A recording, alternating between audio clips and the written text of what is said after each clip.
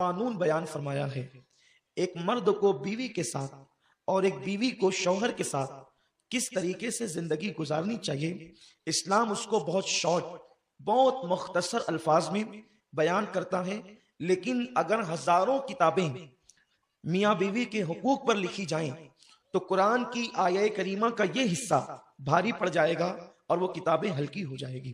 میرا اللہ قرآن میں ارشاد فرماتا ہے ہن لباس لکم وانتم لباس لہن، مرد عورتوں کے لیے لباس ہے اور عورتیں اپنے شوہر کا لباس ہے۔ مرد اور عورت دونوں ایک دوسرے کا لباس ہے۔ لباس کا مطلب کیا ہوتا ہے؟ لباس کہتے ہیں، دیکھیے کس کے بدن میں پھوڑی ہے، کس کے بدن میں پھنسی ہے، کس کے بدن میں سفید داغ ہے، کس کے بدن میں کیا ہے، اس وقت پتہ چلتا ہے جب وہ ننگا ہوتا ہے۔ اگر اس پر لباس ڈال دیا جائے تو سینکڑوں پھوڑیاں بھی ہو تو لباس اس کو چھپا لیتا ہے اور انسان خوبصورت نظر آتا ہے۔ لباس کے بغیر انسان کی خوبصورتی ممکن ہے ہی نہیں۔ قرآن کہتا ہے شوہر وہ ہے جو بیوی کا لباس ہے اور بیوی وہ ہے جو شوہر کا لباس ہے۔ تو لباس کا مطلب کیا؟ وفادار بیوی اسے کہتے ہیں جو اپنے شوہر کے سارے عیبوں کو چھپا لیتی ہے، اور وفادار شوہر اس کو کہتے ہیں جو اپنی بیوی کے سارے عیبوں کو چھپا لیتا ہے۔ جو شوہر اپنی بیوی کے عیب بیان کرے وہ کامل شوہر یا وفادار شوہر کہلانے کا حقدار نہیں، اور جو بیوی اپنے شوہر کے عیب بیان کرے وہ بھی بیوی وفادار کہلانے کی قابل نہیں۔ میرے پیارے آقا صلی اللہ علیہ وسلم کے پیارے دیوانوں، اسلام میں میاں بیوی کا رشتہ ایک رسمی رشتہ نہیں ہے۔ اسلام میں میاں بیوی کا تصور صرف نفس کی تسکین یا شہوت پرستی کے لیے نہیں ہے، بلکہ اسلام میں میاں بیوی کا رشتہ اتنا مقدس رشتہ ہے کہ اللہ اکبر، سارے رشتے زمین پر آنے کے بعد وجود میں آئے ہیں۔ انسان کو ماں کا رشتہ کتنا مقدس رشتہ ہے ماں کا، لیکن ماں کا رشتہ بھی زمین کے اوپر ہے، باپ کا رشتہ بھی زمین کے اوپر ہے، بھائی اور بہنوں کا رشتہ بھی زمین کے اوپر ہے، لیکن میاں بیوی کا رشتہ اللہ نے سب سے پہلے جنت میں قائم فرمایا ہے۔ حضرت آدم علیہ السلام بحیثیت شوہر اور حضرت حوا بحیثیت بیوی، میرے اللہ نے دونوں کا نکاح جنت میں کرا کر کے یہ بتا دیا کہ میاں بیوی کا رشتہ کتنا مقدس رشتہ ہے۔ میرے پیارے آقا صلی اللہ علیہ وسلم کے پیارے دیوانوں، وقت بھی ہمارے پاس مختصر ہے۔ میں آج یہ بتانا چاہوں گا کہ ایک شوہر اپنی بیوی کے ساتھ کیسے رہے اور بیوی اپنے شوہر کے ساتھ کیسے رہے، تاکہ ہمارے نوجوانوں کو پتہ چلے۔ آج کل شادیاں ہوتی ہے، لیکن ہمارے شہر میں بالخصوص مالیگاؤں میں پورے ہندوستان بھر میں آپ کی دعا سے جاتا ہوں، یہ بتانے کی مجھے ضرورت نہیں ہے، نہ میں بتانے کے لیے کہہ رہا ہوں، آپ سبھی جانتے ہیں، لیکن مالیگاؤں کا نام طلاق کے حوالے سے اس قدر بدنام ہے کہ یہاں 15 دن میں 15 دن کی دلہن کو کوئی طلاق دیتا ہے، کوئی 3 مہینے 1 مہینے کی دلہن کو طلاق دیتا ہے۔ مسئلہ مشہور ہے، ابھی ہاتھ کی مہندی بھی نہیں چھٹی اور جھگڑا شروع ہو جاتا ہے۔ وجہ کیا ہے؟ اس لیے کہ شوہر اپنا حق مانگ رہا ہے اور بیوی اپنا حق مانگ رہی ہے۔ انسان حق مانگنے کی بجائے حق ادا کرنے والا بنے، کہ شوہر اپنا حق مانگنے کی بجائے اپنی بیوی کا حق ادا کرے، کیونکہ جیسے نماز نہیں پڑھنے سے گناہ ہوگا ویسے ہی بیوی کا حق ادا نہ کرنے پر بھی گناہ ہے۔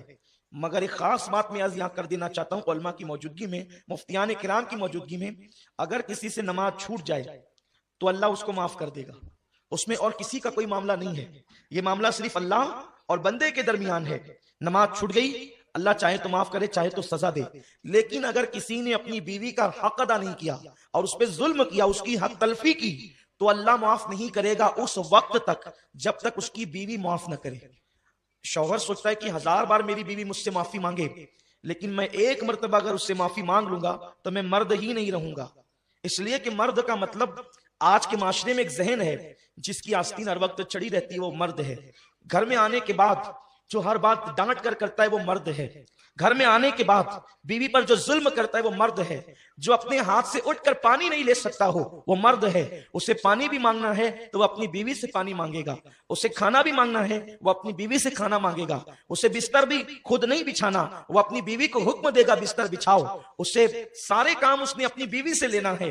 مجھے نہیں سمجھ میں آتا کہ ہم نے بیوی کو نکاح میں بحیثیت بیوی قبول کیا ہے یا بحیثیت کنیز یا نوکرانی قبول کیا ہے۔ یہ جہالت ہمارے سماج کی اس قدر بڑھتی جا رہی ہے، اگر شوہر بیوی کی موجودگی میں اٹھ کر کوئی کام کر لے تو گھر کے لوگ تانا دیتے ہیں کہ تجھے کیا ہو گیا، کہ تو بیوی کو کیوں نہیں کہتا، اپنے کام اپنے ہاتھ سے کیوں کرتا ہے، اور اس کے بعد پھر بہو پر وہ آفت آتی ہے کہ جس کا ہم تصور نہیں کر سکتے۔ یقیناً عورتیں اپنے شوہر کی خدمت کرے، اس کا ذکر میں آگے کرنے والا ہوں، لیکن شوہر بھی کچھ کام کرے، کیونکہ آئیے، آپ کتنے بڑے ہیں، آپ ٹیچر ہیں، آپ ڈاکٹر ہیں، آپ انجینئر ہیں، آپ وکیل ہیں، آپ ایم ایل اے ہیں، آپ ایم پی ہیں، آپ کیا ہیں، لیکن اب میں اس ذات کو پیش کرنے والا ہوں کہ وہ اتنے بڑے ہیں کہ جب اللہ ان کی تعریف کرتا ہے تو کبھی طٰہٰ کہتا ہے، کبھی یاسین کہتا ہے، کبھی مزمل کہتا ہے، کبھی مدثر کہتا ہے۔ اس رسول کے دل میں خیال آتا ہے کہیں میرا اللہ مجھ سے ناراض تو نہیں ہو گیا، تو اس وقت میرا رب اپنے حبیب کو یوں تسلی دیتا ہے، وَالضُّحَىٰ وَاللَّيْلِ إِذَا سَجَىٰ مَا وَدَّعَكَ رَبُّكَ وَمَا قَلَىٰ۔ اے میرے حبیب، تیرے چہرے کی قسم، تیرا رب تجھ سے کبھی ناراض نہیں ہوا، تیرے رب نے کبھی تجھ کو چھوڑا نہیں ہے۔ میرے پیارے آقا علیہ السلام کے پیارے دیوانوں، وہ رسول اتنے بلند ہیں کہ ان کی نگاہیں اٹھتی ہے تو قبلہ بدل جاتا ہے، لیکن اس رسول کی زندگی اگر تم گھر کے اندر دیکھو گے، امہات المومنین یعنی حضور کی بیویاں اگر بیمار پڑتی ہے تو اللہ کے رسول اپنے گھر میں جھاڑو خود لگاتے ہیں۔ یہ اس ذات کی زندگی ہے جس کو خدا راضی کرنا چاہتا ہے۔ وَلَسَوْفَ يُعْطِيكَ رَبُّكَ فَتَرْضَىٰ، یہ اس رسول کی زندگی ہے، اپنے گھر میں جھاڑو خود لگاتے ہیں۔ بکریوں کا چارہ اللہ کے حبیب اپنے کاندھوں پہ لاد کر خود لاتے ہیں۔ اللہ کے حبیب صلی اللہ علیہ وسلم کی شان کریمی یہ ہے کہ حضور علیہ السلام کی بیویوں میں سب سے چھوٹی عمر میں جو بیوی تھی میرے رسول کی، وہ ام المومنین اما جان عائشہ صدیقہ تھی۔ جب نئی نئی شادی ہو کر کے آئی تو کم عمری میں ان کو آٹا گوندنا نہیں آتا تھا۔ ظاہر سی بات ہے، نوی نویلی دلہن ہوتی ہے تو بہت سارے کام وہ نہیں جانتی ہے، ہمارے ہاں بھی ہوتا ہے کہ وہ نہیں جانتی ہے، لیکن نہیں جانتی ہے تو ہمارے ہاں پنچایت بیٹھتی ہے، ہمارے یہاں میٹنگیں بیٹھتی ہے، ہنسنے کی بالکل کوئی بات نہیں ہے۔ یہ آپ کے معاشرے کی رودات میں آپ کو سنا رہا ہوں، اگر گھر کے اندر نئی نویلی دلہن کو کام کرنا نہ آئے تو ہمارے یہاں پورے محلے میں اعلان ہوتا ہے وہ فلاں کی بہو، وہ فلاں کی بیوی، وہ فلاں کی بیٹی کو تو کچھ آتا ہی نہیں۔ لیکن یہ عمر کے تقاضے ہوتے ہیں، گھروں کے تقاضے ہوتے ہیں۔ حضور علیہ السلام کی بیوی میری اور آپ کی امی جان، اور وہ بھی وہ ہماری امی جان، ہماری ماؤں کی عظمت جس کے قدموں پہ قربان، جس کے بستر پہ قرآن نازل ہوتا ہے، جس کے بستر پہ اللہ قرآن نازل فرماتا ہے، وہ رسول کی مقدس جسے امام اہل سنت نے محبوب رب العالمین لکھا ہے، وہ ام المومنین چھوٹی سی عمر ہے، شادی ہو کر آئی ہے اور ابھی آپ کو آٹا گوننا نہیں آتا، تو پتا ہے اس وقت میرے رسول اپنی بیوی کو آٹا گون کر کے خود دیا کرتے تھے۔ آپ آٹا گون کر کے دیتے اور ام المومنین کھانا پکاتی۔ آپ غور فرمائیں، کیا حضور علیہ السلام کی یہ زندگی ہمیں نہیں بتاتی کہ اگر بیوی تنہا ہو تو ہم اس کے کاموں میں اس کے ہاتھ بٹائیں یا اس کی مدد کریں؟ وہ بیمار ہو، امہات المومنین بیمار ہوتی تو حضور علیہ السلام پانی کا انتظام خود فرماتے، ان لوگوں کے حصے کا کام خود کرتے۔ لیکن آج سماج میں یہ ساری چیزیں جو ہے وہ عیب کی نظر سے دیکھی جاتی ہے۔ عورت کا مطلب یہ کہ وہ مظلوم ہے، وہ کنیز ہے، عورت کا مطلب یہ وہ پیر کی جوتی ہے، اس لیے مرد عورتوں سے دور، عورتیں مردوں سے دور، اور گھر کے اندر ایک جہنم کی آگ جل گئی ہے۔ نہ شوہر کے دل میں بیوی کی وہ محبت رہی، نہ بیوی کے دل میں وہ شوہر کی محبت رہی۔ مسلمانوں، اپنا مذہب یہ ہے، ہم بیوی کو ٹیشو کے طور پہ استعمال نہیں کرتے، ہم بیوی کو اپنے محبوب کی حیثیت سے رکھتے ہیں۔ اور اپنا مذہب تو کتنا حسین ہے کہ بیوی زندہ ہوتی ہے تو ہم بیوی کے نام پر شہر بساتے ہیں، سمرقند اور بخارا کی طرح، اور بیوی مر جاتی ہے تو اس کی محبت میں ہم تاج محل بناتے ہیں۔ ہم وہ لوگ ہیں، زندہ ہے تو شہر بساتے ہیں اور مر جائے تو تاج محل بناتے ہیں۔ یہ محبتوں کا عالم تھا، یہ پیار کا عالم تھا، لیکن جب تک مسلمان حضور علیہ السلام کی سنت مبارکہ پر عمل کرتے ہوئے بیوی کے ساتھ زندگی گزارتا تھا تو جیتے جی شہر بستے، مرنے کے بعد محل بنتے۔ لیکن جب سے اس مسلمان نے سیریل اور فلموں کے ذریعے سے بیوی کے ساتھ زندگی گزارنے کا طریقہ سیکھا ہے تو آج عورتیں مشکوک ہو کر کے رہی ہے۔ عورتوں کا اعتماد شوہر پر نہیں، شوہر کا اعتماد بیوی پر نہیں۔ آپ جانتے ہیں اللہ کے رسول صلی اللہ علیہ وسلم فرماتے ہیں شوہر پر بیوی کا حق یہ ہے کہ شوہر جو لقمہ کھائے وہ اپنی بیوی کو کھلائے، جس قیمت کا لباس شوہر پہنے اسی قیمت کا لباس اپنی بیوی کو پہنائے۔ یہاں تو حال یہ ہے جب جینس خریدنے جائیں گے تو 2-2 ہزار کی اپنے لیے خریدیں گے، اور اگر بیوی 500 روپے کپڑوں کے لیے مانگے تو جب تک کہ ماریں گے نہیں، جب تک جھگڑا نہیں کریں گے اس وقت تک کہ اس کو دیں گے نہیں۔ میرے پیارے آقا صلی اللہ علیہ وسلم کے دیوانوں، آپ نے بکریاں خرید کر نہیں لائے، آپ بیوی بنا کر کے لائے ہیں، اور بیوی کے ساتھ حسن سلوک ہونا چاہیے۔ اگر آپ پورے دن کے اندر تسبیح ہلاتے ہو یا آپ لمبی داڑیاں کر لیں یا آپ تہجد گزار بن جائیں، میرے رسول نے فرمایا تم میں کا کوئی اس وقت تک بہتر ہو نہیں سکتا جب تک وہ اپنی بیوی کے ساتھ بہتر نہ ہو۔ آقا ارشاد فرماتے ہیں کہ میں تم سب میں بہتر ہوں اس لیے کہ میں اپنے گھر والوں کے ساتھ اچھا ہوں۔ میرے آقا صلی اللہ علیہ وسلم کے دیوانوں، اسٹیج پر تو سبھی اچھے نظر آتے ہیں، گلی میں تو سبھی اچھے نظر آتے ہیں، ذرا گھر میں کوئی اچھا نظر آئے۔ اللہ اکبر۔ آئیے بزرگوں کا حال عورتوں کے ساتھ کیا تھا۔ ایک مرتبہ ایک صحابی کا ان کی بیوی کے ساتھ جھگڑا ہو گیا۔ دراصل یہ تھا کہ عورتیں جب تک مکے میں تھی بہت دبی دبی رہتی تھی، اس لیے کہ مکے کا ماحول ہی ایسا تھا، ابھی اسلام آیا نہیں تھا، بچیوں کو زندہ دفن کیا جاتا تھا اور عورتوں کے لیے ہمیشہ آستینیں تنی رہتی تھی، تو زمانے جاہلیت کا بہت اثر مکے پر تھا، تو عورتیں بہت مرعوب ڈری سہمی رہتی تھی۔ لیکن جب ہجرت کر کے عورتیں مدینہ منورہ آئی تو انصار جو حضور علیہ السلام کے صحابی تھے جنہوں نے حضور کی مدد کی تھی، تو ان کی بیویاں کچھ مردوں سے بڑی منہ لگی ہوئی تھی، تو ان کو دیکھ دیکھ کر یہ مہاجر بیویاں بھی اپنے شوہروں سے الجھتی تھی محبت کے ماحول میں۔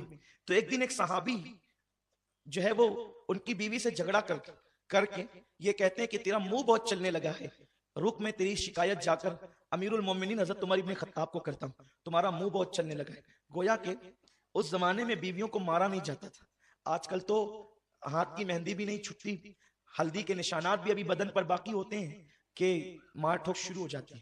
میرے آقا صلی اللہ علیہ وسلم نے ان مردوں پر لعنت فرمائی ہے جو اپنی بیویوں کو مارتے ہیں۔ عورتوں کو مارنا ناجائز و گناہ ہے، اس لیے کہ مرد تیرے ہاتھ دیکھ، اس کا صنف نازک کا بدن دیکھ، سوچ تو صحیح کہاں تیرے ہاتھوں کی سختی، اس کی نزاکتیں۔ اللہ اکبر۔ اسلام کتنا عظیم مذہب ہے۔ میرے آقا علیہ السلام فرماتے ہیں کہ جو اپنی بیویوں کو مارے اللہ اس پہ لعنت فرمائے، اور ان لوگوں پہ حضور نے لعنت فرمائی ہے، عورتوں کو مار نہیں سکتے۔ اور جب مارنے کی بات آئی تو ایک مقام پہ حضور نے مارنے کا حکم دیا، وہ بھی یوں فرمایا کہ پہلے اگر تمہاری بیوی نہیں مانتی تو اسے سمجھاؤ، پہلا اسٹیپ ہے سمجھاؤ۔ کتنے لوگ سمجھاتے ہیں؟ نہیں، اے اور تو سے تو بات ہوتی ہے بیوی کے ساتھ، سب سے آپ کہیں گے، بیوی کو اے کہیں گے۔ یہ حال ہے، کس قدر بگڑیں گے ہم، اور کن کن باتوں کا ذکر، اسے عزت سے تو پکارو، کم سے کم انسان کی حیثیت سے۔ آپ نے کسی بکری کو یا کتے کو کہہ کے پکارنا ہے؟ جو آپ کی شریک حیات ہے، جو آپ کی بائیں پسلی سے پیدا ہوئی ہے، آپ اس کو اے کہہ کے پکارتے ہیں؟ یہ اے کوئی مطلب، اے کا کوئی مطلب ہی نہیں ہوتا ہے۔ آج کوئی مجھے لغت میں سمجھائے کہ اے کا بھی کوئی مطلب ہوتا ہے؟ لوگ اے کہہ کے پکارتے ہیں۔ کوئی تو ادب ہمارے پاس ہو، لوگ ہمیں دیکھیں تو اسلام سے بدزن ہو جائیں۔ میرے آقا صلی اللہ علیہ وسلم تو اپنی بیویوں کو نام لے کے پکارتے تھے، کبھی کبھی محبت میں ان ناموں کو شارٹ کر کے پکارتے تھے، اس لیے کہ یہ نام کو آدھا کر کے پکارنا یہ بھی محبت کی علامت ہے، اور یہ بھی حضور علیہ السلام کی سنت ہے کہ حضور سید عالم صلی اللہ علیہ وسلم کبھی کبھی اپنی ازواج مطہرات کو آدھے نام سے پکارتے۔ میں امی جان امہات المومنین کے آدھے نام تو نہیں لوں گا، لیکن مثال کے طور پر آپ کو بتا دوں، جیسے کسی کا نام عمران ہو تو ہم اسے محبت سے امو اگر کہتے ہیں نا، اس طرح اس کو آدھا نام کہتے ہیں، یہ سمجھے آپ؟ تو اگر کسی کا نام جیلانی ہو ہم اس کو جیلی کہہ دیں، یہ اس کو آدھا نام کہتے ہیں، ٹھیک ہے نا؟ اس طرح سے حضور ازواج مطہرات کو کبھی کبھی پیار میں آدھا نام لے کر کے پکارتے تھے۔ اور سوچے نا صحیح، میرے محبوب کے لبوں سے جب وہ آدھے نام نکلتے ہوں گے تو وہ نام کس طرح معراج پاتے ہوں گے۔ یہ ازواج مطہرات کے ساتھ حضور کا انداز ہے۔ ہم تو یہ کیا اے ہے، مجھے آج تک سمجھ میں نہیں آیا۔ آپ کی دعا سے نہیں بھی تو جو وہ میرا روم جو وہ کتابوں سے بھرا ہوا ہے، میرے روم میں جس میں میں رہتا ہوں اس میں کوئی برتن نہیں رکھا ہوتا ہے، اس میں کتابیں ہی کتابیں، اور آپ کی دعا سے جو وہ مجھے جتنا وقت ملتا ہے میں کوشش کرتا ہوں کہ پڑھوں، لیکن اب تک مجھے اے کا کوئی مطلب ملا ہی نہیں ہے۔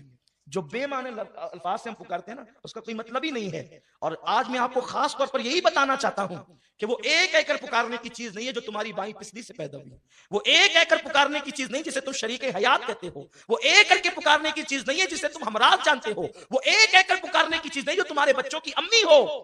اللہ کے حبیب صلی اللہ علیہ وسلم وہ رسول اتنے القاب و احترام سے پکارتے تھے، بلکہ کسی کسی کے تو القابات بھی رکھے۔